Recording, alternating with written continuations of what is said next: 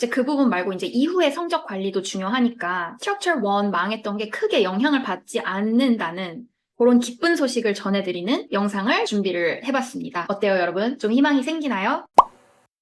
안녕하세요. 담임쌤입니다. IB 케미스트리 선택해서 공부하고 있는 친구들, 첫 학기 모두 잘 보내고 있나요? 제목이 조금 자극적이어서 죄송합니다. 근데 첫 학기에 너무 어려워하는 친구들도 분명히 있을 거예요. 아, 내가 화학 과목을 잘못 골랐나? 이렇게 너무 실망을 하지 말고 겨울방학 때 어떻게 해서 바로잡을 수 있는지 저와 함께 플랜을 짜봅시다. 지금부터 잘 따라와 주세요. 일단 겨울방학에 들어가면 1학기 범위는 이제 어느 정도 다 배우고 왔다는 가정하에 그 이후 범위에 대한 진도를 수업에서 배우겠죠. 자, 그래서 겨울 특강 기준으로 말씀을 드리면 여기서부터 범위가 시작을 해요. 여름 특강까지는 여기까지 진행을 했고요. 그리고 이제 겨울 특강부터는 Structure 3.2 Functional Groups, 그러니까 Organic Chemistry를 이제 처음으로 시작을 합니다.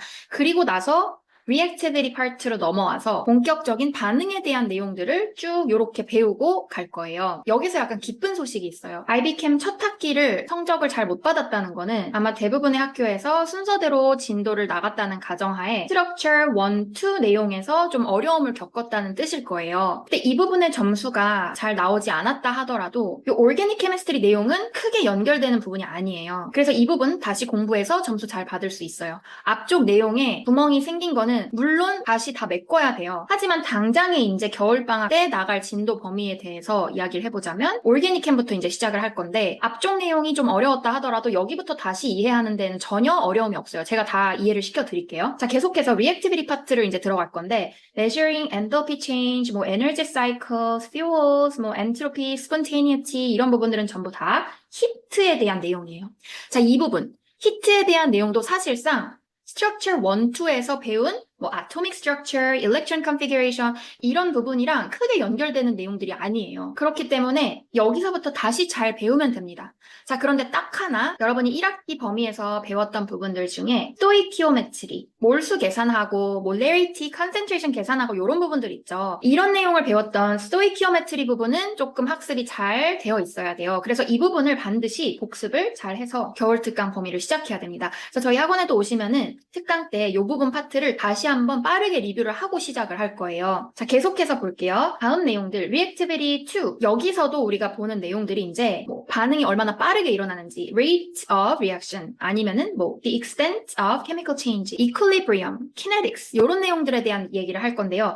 마찬가지로 이 부분들도 1학기 범위에서 크게 중요한 부분은 없지만 딱 하나, 스토이키오메트리는 잘 복습을 하고 오셔야 됩니다. 자, 그래서 지금부터 겨울 특강 전까지 여러분이 준비하면 좋을 공부들을 소개해드려 볼게요. 첫 번째가 IBChem, 여러분 1학기 때 분명히 배우셨을 몰 컨셉, 이 부분을 복습을 잘 해와 주세요. 몰 컨셉, 그리고 molarity 계산하는 것들. 자, 특히 이 부분 보고 오시면 물론 특강 시작 때 한번 다시 보겠지만 많이 도움이 될 거고요. 여러분 갑자기 이제 IGCSE 케미스트리 내용이 나와서 이건 왜 나왔지? 하실 수 있어요. 자, 그런데 IGCSE 캠에서 Organic Chemistry 내용과 Chemical Energetics, 그리고 Chemical Reactions. 자, 이렇게 세 가지 파트가 다시 보여드릴게요. IBChem 겨울 특강 범위에서 다루는 토픽과 거의 대부분이 일치하는 내용들이에요. 자, 그래서 IGCSE 캠을 마스터 프랩 인강으로 빠르게 보신다면 특히 요 내용과 요 내용을 빠르게 학습을 하고 오면은 겨울 특강 내용을 이해하는 데 있어서 굉장히 많은 도움이 됩니다. 다시 한번 여기 표로 보여드릴게요. 우리 겨울 특강 때 이제 여기서부터 진행을 한다라고 했죠. 그런데 IGCSE 캠 때 자, 이 숫자는 인강에 써져 있는 단원 숫자 그대로 가져왔어요. 제 마스터 프랩 아니쌤 IGCSE 인강. 올게닉캠 14단원 부분 내용에서 배웠던 거를 IB캠 때 초반에 거의 똑같이 그대로 배워요. 그래서 이걸 잘 해오면 거의 복습에 가깝고요.